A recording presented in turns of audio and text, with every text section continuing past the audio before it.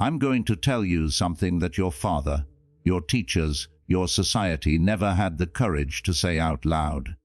It's not motivational, it's not spiritual, it's not nice. But once you hear it, you won't be able to unhear it. Because what I'm about to reveal doesn't improve your outlook. It changes your operating system. 500 years ago, Niccolò Machiavelli wrote the most hated sentence in political history. In the actions of all men, especially princes, we look to the outcome.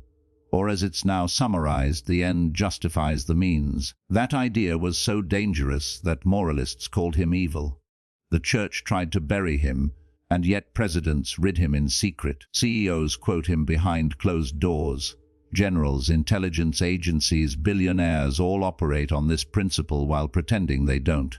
Why? Because Machiavelli didn't describe the world as we wish it was. He described the world as it actually is. And here's the part that should disturb you. Those who understood this first, they became presidents. They became tycoons.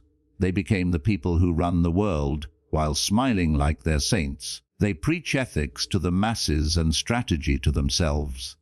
You were trained to care about being right. They were trained to care about winning. You were told to protect your reputation.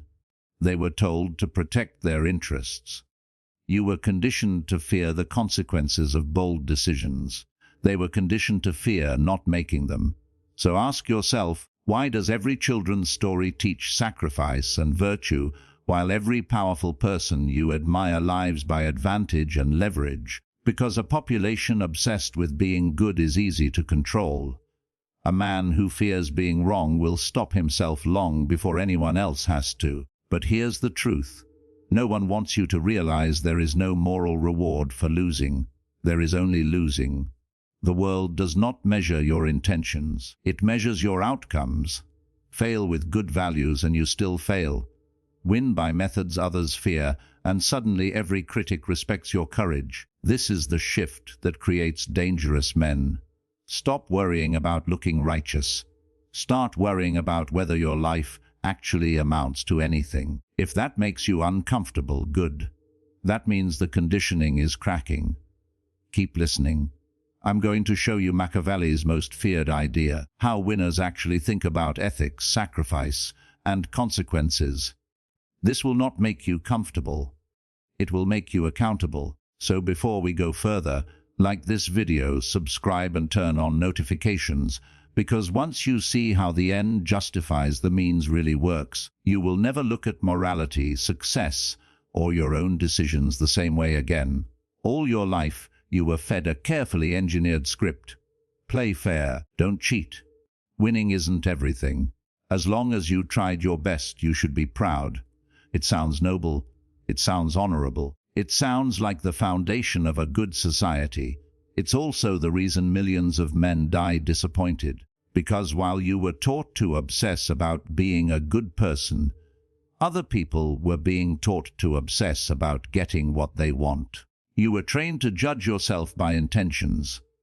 They were trained to judge everything by results. You were taught to protect your image. They were taught to protect their leverage. You were programmed to feel guilty for crossing a line. They were programmed to feel guilty for not crossing it. Machiavelli understood the human world better than anyone before or after him. He wrote, "Men judge actions by the result, not by effort, not by morality, not by the purity of your heart, by the outcome." Here's how society really works. If you take a risk and it fails, you're called irresponsible. If you take a risk and it succeeds, you're called brilliant. If you break a rule and lose, you're called immoral. If you break a rule and win, you're called a leader. It's the same behavior. Two completely different judgments determined only by whether the move paid off. Society forgives almost anything if it leads to a result they admire. Think about your own life. The man who loses the girl is told at least you are honest about your feelings. But that doesn't bring her back, does it? The business owner who goes bankrupt is praised for being ethical, honest, a good man. But he still loses the house, doesn't he? The soldier who fights with honor but loses the war doesn't get to redraw the borders. The world does not reward your integrity. It rewards your impact, and that's the truth you were shielded from.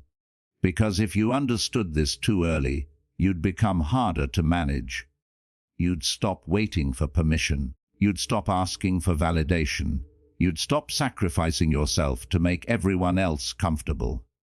You'd start building a life where you win. Society doesn't want that. Society wants obedient workers, predictable citizens, men who fear stepping outside the lines. They want men who choose regret over criticism. They want men who would rather be liked than successful. They want men who take pride in losing the right way. Because those men never become powerful enough to challenge anything, so they sell you the ultimate lie. Doing the right thing is more important than the outcome. But if that were true, why do companies celebrate revenue, not honesty? Why do politicians campaign on results, not humility? Why does history worship conquerors, not caretakers? Why does the world only remember the people who changed it?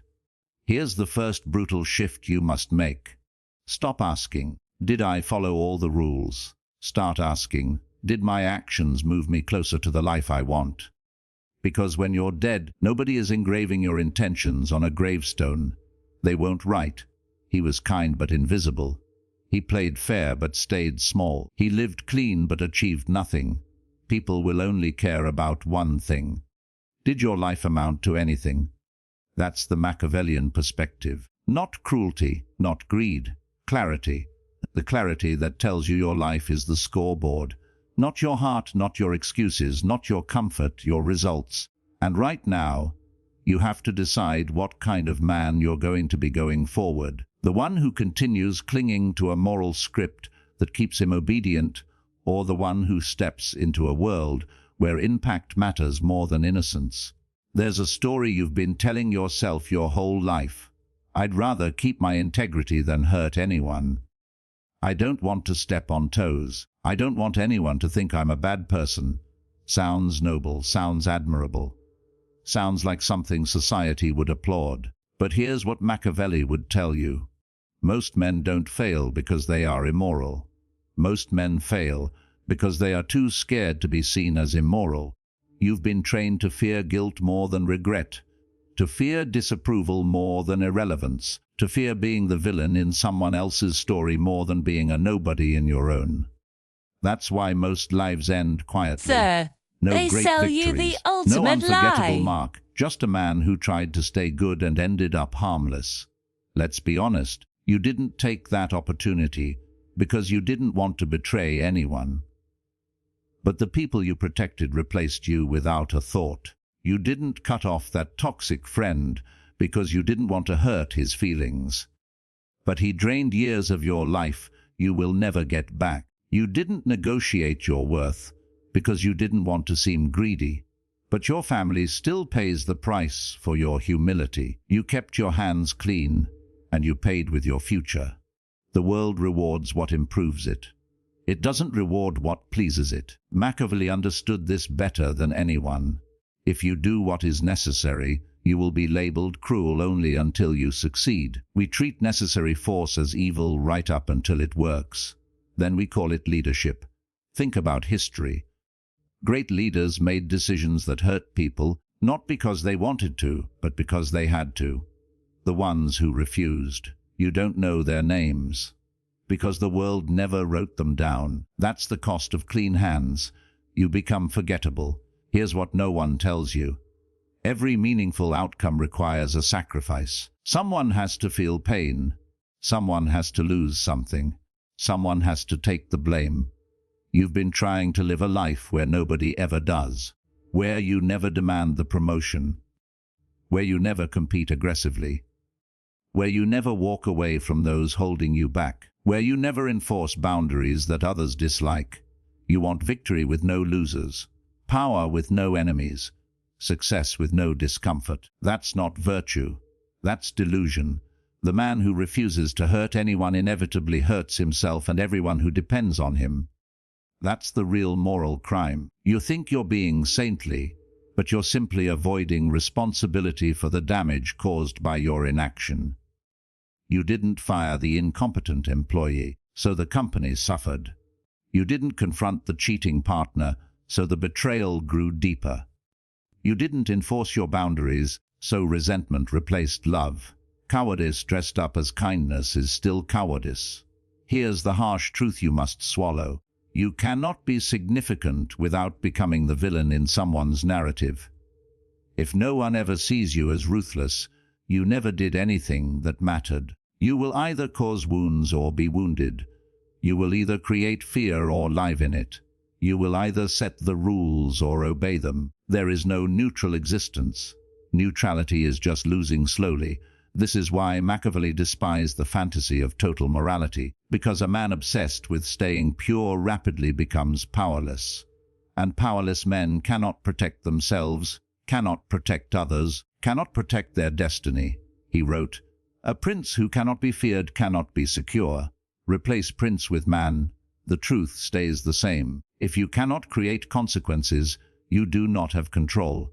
If you cannot act when it hurts, you do not have options. If you cannot accept that some people must dislike you, you do not yet deserve success." So here is the second dark shift you must make. Stop worshipping the idea of looking good. Start worshipping the reality of doing what must be done. Because the world does not reward your innocence, it rewards your effect. And when your life is over, there are only two possibilities. You die with clean hands and a list of things you never dared to try, or you die with scars that prove you actually lived. Only one of those stories is worth remembering. Let's drop the fantasy once and for all. The people we honor in history books, the leaders, the warriors, the revolutionaries, the founders weren't praised for being gentle. They were praised for changing the world. And changing the world has never been a clean activity. Every empire ever built required someone else's empire to crumble. Every revolution that brought freedom came wrapped in blood and betrayal. Every industry giant that created opportunity destroyed thousands of competitors along the way. Morality did not crown these men as heroes. Victory did. This is the uncomfortable truth. We only call people evil when their risks don't pay off. If a rebel fails, he's a criminal. If he succeeds, he's a founding father. If a general loses, he's a butcher. If he wins, he's a savior of the nation. If a CEO collapses the company, he's a ruthless sociopath. If he 10 times its value, he's a strategic genius. Same behaviors, same violations, same immorality. Outcome changes the narrative. Winners write the rule book retroactively. Machiavelli looked at this with brutal clarity. The result excuses the action. Not celebrates it, excuses it. Society chooses its heroes based on who stands victorious at the end, not based on who never sinned. And you see it in modern life every day. Politicians who lie, manipulate, break promises, but get re-elected because the economy is strong. Influencers who fake everything but stay idolized because they deliver the feeling people crave. Athletes who cheat but remain legends because they brought championships home. The story is rewritten to make success look moral from the start. But here's the most sinister part. It's not that morality doesn't matter. It's that morality is flexible in the hands of the powerful and rigid in the hands of the powerless. When you win, people reinterpret your intentions as noble. When you lose, people reinterpret your intentions as selfish. That's why most people are terrified of taking bold action. Because if they fail, they don't just lose, they get judged. So they try to hedge their bets. They avoid risk, they avoid conflict, they avoid boldness. And then they wonder why their life never becomes bold. Listen very carefully. If you want to rise in this world, you must accept the possibility that you will be hated before you are respected. Because here is the Machiavellian sequence of public opinion. Step 1, they mock you. Step 2, they doubt you. Step 3, they fear you. Step 4, they admire you. Step 5, they rewrite your story as destiny. People only applaud your morals once your power proves they cannot stop you. Think about every great innovator. At first crazy, then dangerous. Finally visionary. People only bless the path after you've already reached the destination. So, Here is the third dark shift you must make. Do not let morality hold you back from building something moral in the end. If your long-term achievement lifts you and the people you care about, then short-term harshness was not sin. It was a down payment on a better reality.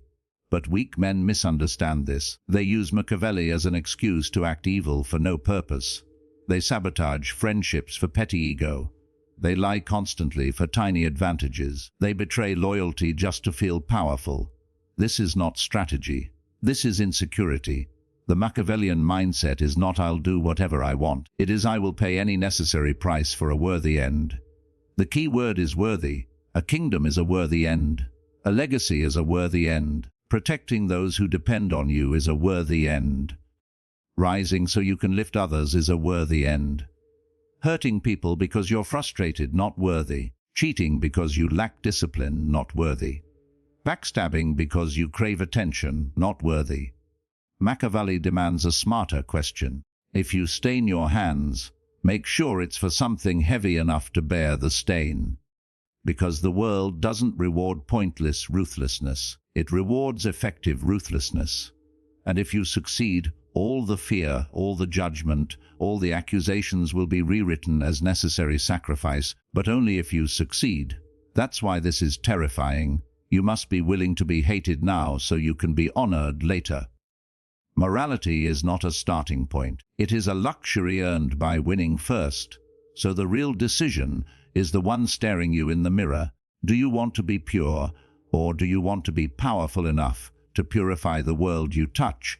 Because those two outcomes are rarely given to the same man. The moment people hear the end justifies the means, they imagine cartoon villains twirling mustaches. They think Machiavelli was teaching men to become monsters. Wrong.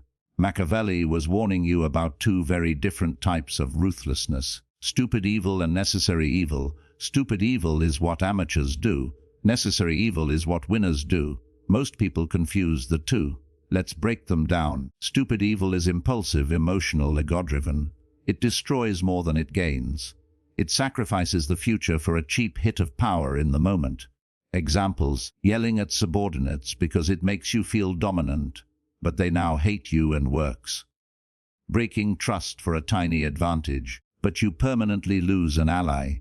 Cheating in a relationship for excitement, but losing someone who truly cared. That's not strategy. That's insecurity on fire. Weak men lash out because they have no other tools.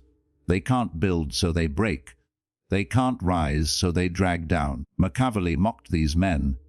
Hatred is gained as much by good works as by bad. Meaning, even your evil must be intelligent or it collapses onto you. Stupid evil tries to look powerful, but it reveals weakness. And weak men using evil still end up weak. Now look at the other side. Necessary evil is controlled, focused, intentional. It sacrifices comfort to protect a larger goal.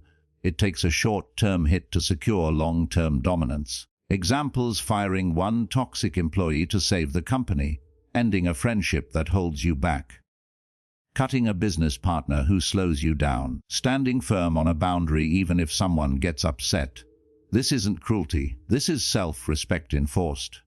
Machiavelli understood this deeply. One must be a fox to see traps and a lion to frighten wolves. Necessary evil is the fox and the lion. Aware and decisive. It doesn't destroy anything that isn't already threatening the mission. It doesn't attack people. It removes obstacles. It doesn't create chaos. It controls it. Necessary evil is what fathers do to protect a family, what CEOs do to protect a company, what leaders do to protect a nation, not because they want to hurt others, but because they refuse to watch everything collapse politely. Here's the deadly line between the two. Stupid evil comes from insecurity. Necessary evil comes from responsibility. Stupid evil is constant. Necessary evil is rare. Stupid evil burns bridges. Necessary evil crosses them. Stupid evil destroys reputation. Necessary evil strengthens it. Stupid evil is done to avoid fear. Necessary evil is done while carrying fear. You can always tell which one a man uses by what remains after he acts. Stupid evil leaves a mess. Necessary evil leaves progress. So, how do you tell the difference in your own life? Ask yourself one cold question. Does this action build a future I'm proud of, or just soothe a feeling I'm scared of? If it builds, you're being strategic. If it merely soothes, you're being stupid. Most men choose soothing because soothing gives quick relief. Building feels like pain. That's why most men never escape their circumstances. They can't tolerate short-term discomfort, even if it buys long-term power. They want leadership without sacrifice, respect without boundaries, security without conflict. Impossible. Here's the fourth dark lesson. The right move is often the one that keeps you up at night but secures your life for decades. Stupid evil doesn't understand that necessary evil lives by it. The men you admire, the ones with legacy, authority, a name that echoes, they didn't enjoy every decision they made. They suffered for the greater result. They earned the right to rewrite the morality of those decisions after they worked. Because here is the final truth of this chapter. Doing what is necessary doesn't make you heartless. It proves you have a heart worth protecting. And if you refuse necessary evil when it's required, then someone else's necessary evil will eventually be used against you. Let's get brutally practical. You don't get to shout the end justifies the means every time you want to be selfish. This principle is not a pass to act like a psycho. It is a framework for extreme decisions. Machiavelli wasn't telling you to ignore morality. He was telling you to use morality strategically. So here's the question. How do you decide if a ruthless move is justified? We use a 4-question test. Question 1, is the end worth the price? Ask yourself, does this outcome meaningfully change my life or the lives of those depending on me? Or is it just ego, comfort, and vanity? If you're about to stain your hands, there better be a kingdom on the other side. Examples: protecting your family's future, securing the success of a mission, removing a dangerous threat, creating a life-changing opportunity. These ends are worthy. But seeking revenge, winning a petty argument, proving someone wrong, chasing applause, those are the games of small men. Never compromise your soul for scraps.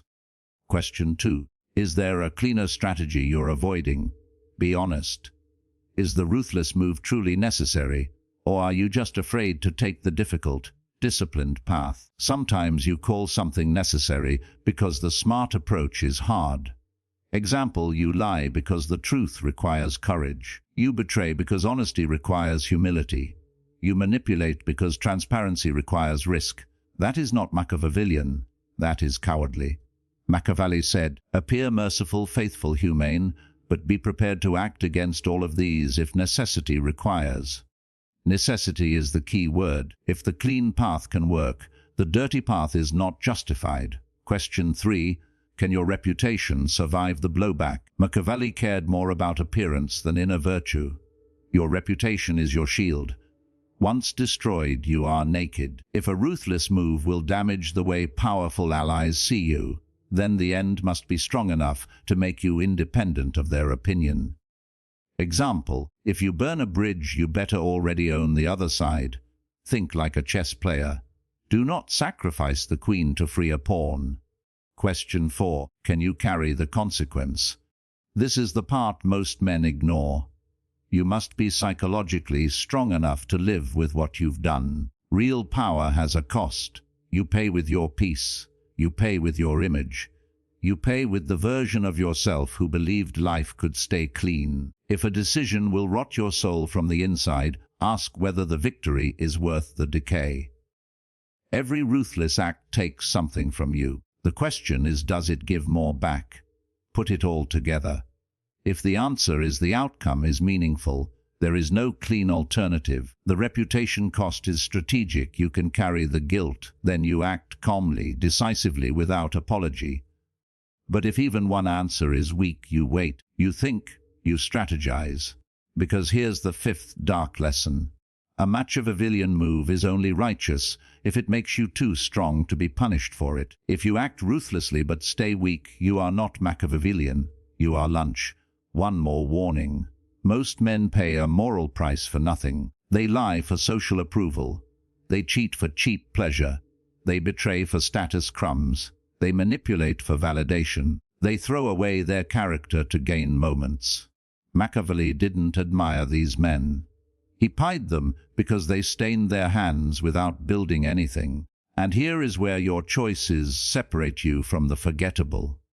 If you must cross a line, cross it to create something bigger than the line itself. Cross it to build, protect, rise, conquer, transform. Anything less is just stupidity pretending to be power.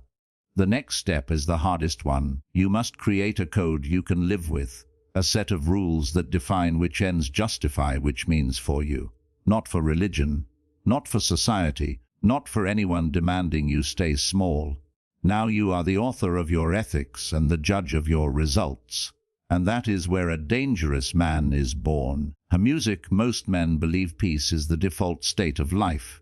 They think conflict is a rare event, a storm that comes and goes. Machiavelli knew better. He wrote, "There is no avoiding war. It can only be postponed to the advantage of others. Understand that line. War isn't something that might happen. War is something that is already happening right now around you, against you, in silence, in shadows, in the minds of others. The world is a battlefield, politely pretending not to be a battlefield. Your career is war, your relationships are war, your social life is war, your future is war. Somebody wants your position, somebody wants your influence, somebody wants your opportunities, somebody wants your partner, somebody wants your silence. There are predators watching you sleepwalk through life and calling it peace. If you think you're safe because no one is swinging swords at you, you're confusing peace with blindness. The quiet wars that define your life. War today doesn't look like armor and flags. War looks like a coworker smiling while plotting your replacement. A friend rooting for you to stay slightly below them. A partner testing how much disrespect you're willing to tolerate. A stranger positioning themselves to take what you won't protect. Power is always contested. Value is always envied. Space is always fought for. Every moment you're alive, the question is, are you advancing or retreating? Because standing still is just a slow surrender. The lie peace tells you peace tricks you into believing. You don't need to train anymore. You don't need to set boundaries. You can relax now. No one wants what you have. That's exactly when you're most vulnerable. When you think no one is hunting you is when you become the easiest prey. Ask anyone who's been betrayed. It came out of nowhere. No, it came slowly while you were asleep. Prepare in peace so you don't bleed in war. Machiavelli understood something modern men forget. A warrior doesn't sharpen his blade when the enemy arrives. He sharpens it every morning. Preparation is not something you do only when danger becomes visible. Preparation is what keeps danger from ever reaching you. Here are the men who win the silent wars. The man who builds wealth even when the job feels secure. The man who trains his body even when there's no threat. The man who builds network and influence when life is calm. The man who continues to learn when others think they've arrived. He prepares in peace so he doesn't panic under fire. Because here's the sixth dark lesson. The most dangerous fight you ever lose is the one you never saw coming. The fox and the lion. Machiavelli left us a warning disguised as an animal story. Be a fox to recognize traps and a lion to frighten wolves. Most men choose one. They're strong but blind. The lion who steps into every trap, or they're clever but weak. The fox who gets torn apart when cornered. To survive long enough to rise, you must become both. The fox who studies intentions, detects threats early, senses shifts in loyalty. The lion who strikes decisively, sets boundaries, radiates consequence. If you lack either, your enemies will find the angle that kills you. You don't have to start wars, but you must be able to finish them. The strongest men are usually the quietest, not because they are soft, but because everyone senses the violence they are capable of. A man visibly ready for war rarely has to fight at all. Predators are not stupid. They pick the easiest target. Make sure that target is never you. Let others chase comfort. Let others pretend peace will last forever. Let others surrender their vigilance. You sharpen. You study. You strengthen. You stay ready. because peace is just the temporary silence between battles you haven't seen yet. War never stops. Only the blind get surprised, and you're not blind anymore. You've been following a moral script written for you by other people. Parents, teachers, bosses, society, religion. They gave you rules. They gave you definitions of good. They gave you boundaries. Why? To make you predictable, to make you manageable, to make you convenient. They told you always forgive. You should give everyone a chance. Be humble. Put others first. It sounds noble, but ask yourself, why do these rules always benefit other people more than they benefit you? Machiavelli understood the brutal truth. There is no universal morality. There are only codes of conduct enforced by those in power. So, if you want to rise, you must build a code that protects your mission, not one that sacrifices you to someone else's. Welcome to your next transformation. You must stop living by the rules you were handed and start living by the rules you choose. The code you live by decides the life you get. Most men never realize this. They act as if morality is gravity fixed and unavoidable. But morality isn't a law of the universe. It's a tool. You can use it to build a life that matters or be crushed by a morality that was never designed for your success. Here's a dark but liberating reality. Every moment of your life is ruled by a code. The only question is whose. If the code wasn't written by you, it was written to control you. What your personal code must answer. Your code isn't just values. It's a strategic guide for ruthless decisions. It must answer 3 questions. 1. Who deserves my loyalty? Not everyone you care about cares about you. Your code must separate. Allies you protect with your life versus people you tolerate only because you're afraid of conflict. Loyalty without reciprocity is not virtue. It's slavery. 2. What lines will I cross if survival demands it? Weak men say, I would never do that. Strong men say, I pray I never have to. But if the day comes, I will. This is where most men fail. They cling to purity until life breaks them. A Machiavellian man chooses which sins he is willing to commit before the crisis arrives. 3. What outcomes are sacred enough to stain my hands for? Not every goal deserves sacrifice. You don't betray your dignity for attention. You don't destroy trust for applause. You don't burn bridges over ego. But for your future children, your life's mission, your legacy, you will walk through fire with eyes open and teeth clenched. The code should be ruthless, not reckless. There is a difference between being dangerous and being destructive. Destructive men break rules to feel powerful. Dangerous men break rules only when power demands it. Your code should prioritize long-term outcomes. Protect your mind, reputation, and future. Place your highest responsibilities above comfort. Demand strength, not perfection. Your code must be cold enough to keep you from being used, but warm enough to make your life worth defending. Your code will have a price. Every strong code does. You will lose people.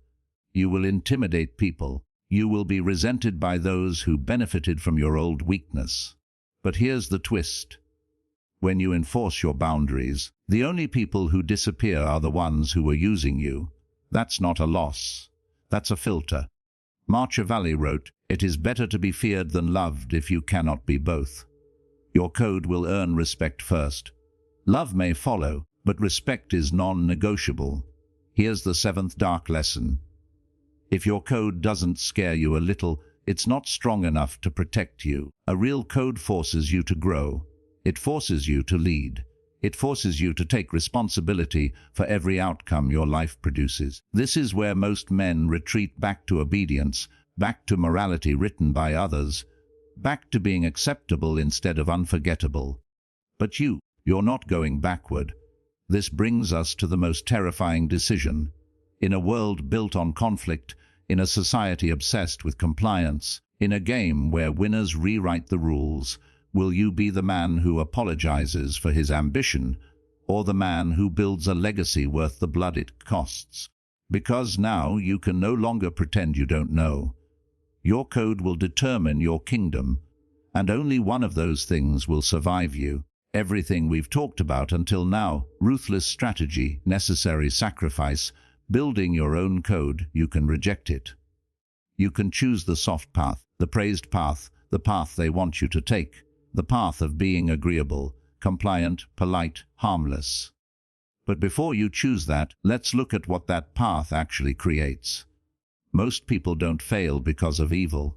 They fail because of obedience. They are good soldiers for a cause that does nothing for them. They shrink so others can expand. They sacrifice so others can feast. They bow so others can stand taller. And the world claps for them because they are no threat to the order of things. You've met these men. They work hard but never rise. They love deeply but get disrespected. They follow rules and watch cheaters thrive. They stay loyal to people who would drop them in a heartbeat. Then they spin their suffering into poetry. At least I stayed true to myself. At least I did the right thing. At least I didn't hurt anyone. But they did hurt someone. They hurt themselves every single day. The hidden tax of being good. Being universally good sounds noble, but it has a cost. You become easy to predict, easy to manipulate, easy to step on. You think you're choosing peace, but really you're choosing to lose silently. You protect everyone's feelings except your own future. You become a background character in your own story, a cautionary tale masquerading as a moral victory. You die with a clean conscience and a wasted legacy, the regret of the harmless. Late in life, men begin to confess. They don't confess their sins. They confess their obedience. I should have left earlier. I should have said no. I should have stood up for myself. I should have taken the risk. Not sins of action. Sins of hesitation. They didn't fall because they fought too hard. They fell because they refused to fight at all. The world punished them not for being evil, but for refusing to become dangerous when danger was required. The illusion of moral safety. You think being harmless keeps you safe. No, wolves don't ignore the harmless. They consume them first. Machiavelli saw this centuries ago. The promise given was a necessity of the past. The promise broken is a necessity of the present. Rules shift, loyalty breaks, alliances change. And if you're still the man clinging to the idea that being good protects you, then you are already defenseless. Because morality doesn't stop predators. The final dark lesson. Life demands one of two sacrifices. You sacrifice comfort while rising, or you sacrifice your entire life while staying comfortable. There is no third option. There is no safe neutrality. Every decision you make is either a step towards strength or a step towards surrender. And if you refuse this idea, if you cling to the illusion that clean hands are worth a small life, then remember this: the world will not reward your purity. It will forget your existence. The decision you make right now, you can walk away from this video pretending you didn't hear the truth. You can tell yourself this message was too dark and return to chasing moral approval while other men chase results. Or you can accept that you are now responsible for everything your life will become. You have seen the machinery. You have seen the way power is actually played. You have seen what the winners know and the obedient never learn. You can no longer claim innocence. Only choice remains. Do you want to be remembered for your intentions or for your impact? Because one of those requires stained hands, the other requires a forgotten grave. If you're ready to step fully into this transformation, if you want the full strategy for controlling perception, wielding fear and securing power, then listen closely, like this video, subscribe, and turn on notifications, because the next lesson won't just change how you think, it will change who fears you.